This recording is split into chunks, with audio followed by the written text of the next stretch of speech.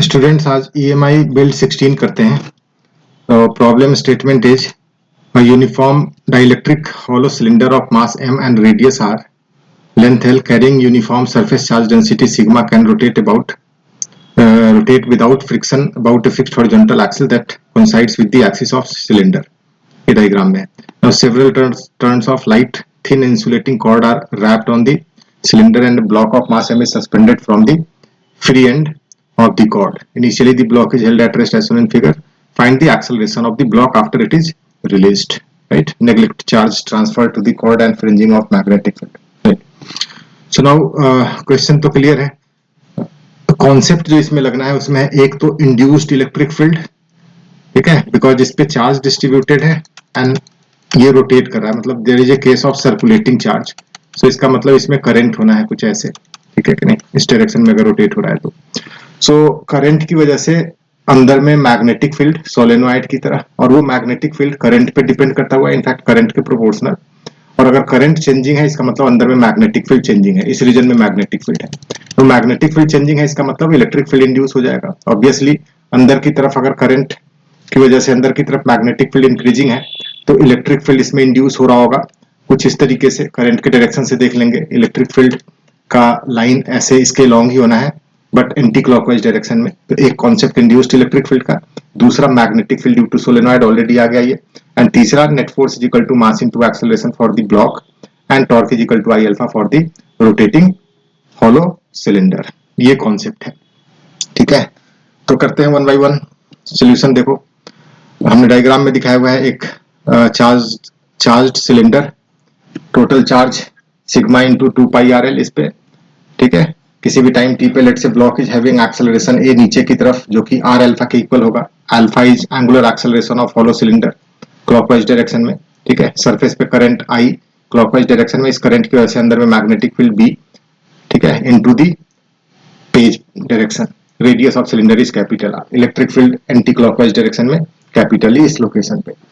So now current पहले निकाल लेते हैं। So current is equal to charge, total charge by time period, sigma into 2 pi R L, total charge divided by time period 2 pi by omega, is equal to sigma omega R L, ठीक है। Now magnetic field solenoid का formula mu naught N I one. I one क्या है? Current through each turn, N is number of turns per unit length. तो हमने N को लिखा हुआ है capital N divided by L. Capital N is total number of turns divided by total length, right. I one is current through each turn. तो ये N I one क्या है? इनफैक्ट ये टोटल करंट है, ठीक है। Current through each turn multiplied by total number of turns. तो ये हो जाएगा टोटल करंट हमने निकाला है सिग्मा ओमेगा आर एल, तो ये टोटल करंट आई यहाँ पे आ जाएगा, ठीक है, एन आई वन के जगह पे। तो यहाँ पे रखने के बाद बी का वैल्यू ये आ गया sigma mu not omega R. Omega is variable here, therefore magnetic field is also variable.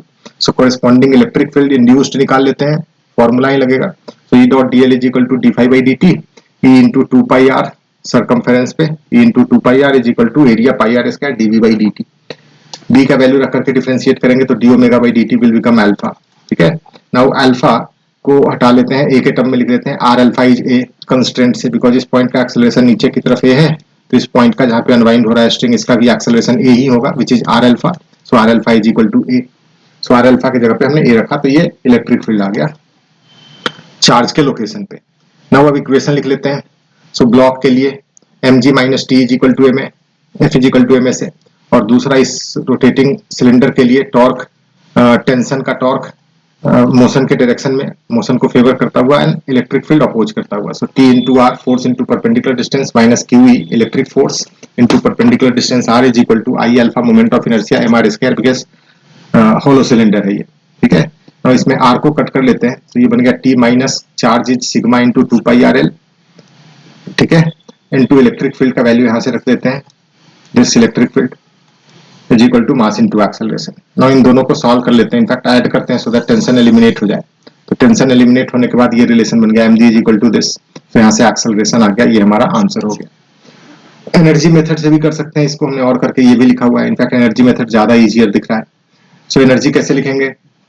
सो मान लो किसी एक्स डिस्टेंस ब्लॉक नीचे मूव कर रहा है, तो पोटेंशियल एनर्जी का लॉस हो गया mgx, ठीक है, this is equal to gain in kinetic energy of rotating cylinder half I omega square, kinetic energy of block half MB square, plus magnetic field में एनर्जी है, ठीक है, अंदर में मैग्नेटिक फील्ड, मैग्नेटिक फील्ड की energy को लिख लेते हैं, magnetic energy density B square by 2 mu not into pi R square L, cylinder के इनसाइड का वॉल्यूम, ठीक है, इसी में एनर्जी है, तो ये टोटल एनर्जी है।